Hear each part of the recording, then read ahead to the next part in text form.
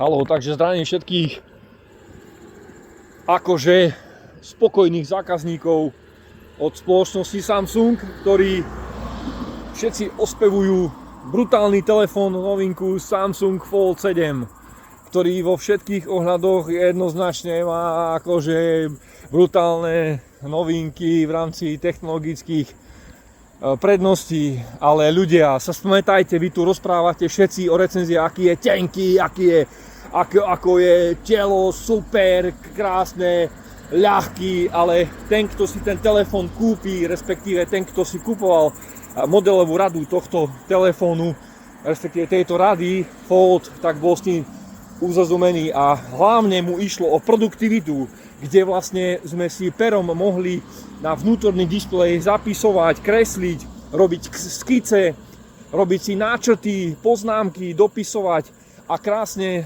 naozaj produktívne využívať tento telefón.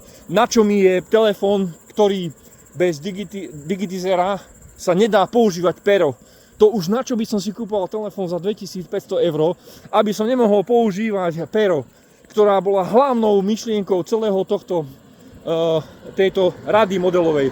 Pretože každý, kto už má takýto telefón, chce jednoducho používať ho produktívne v rámci kalendára, presúvať poznámky a naozaj využívať ten telefón na to, na čo je stvorený, na prácu. Je to pracovný telefón.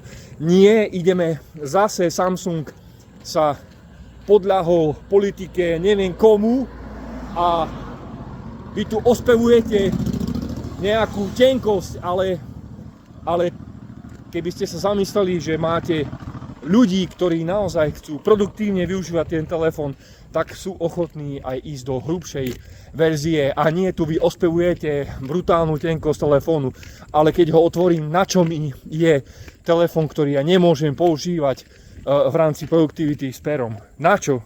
Sa spamätajte, vy ste hlupáci, sa môžete hanbiť, je to krok späť. Ľudia, spamätajte sa.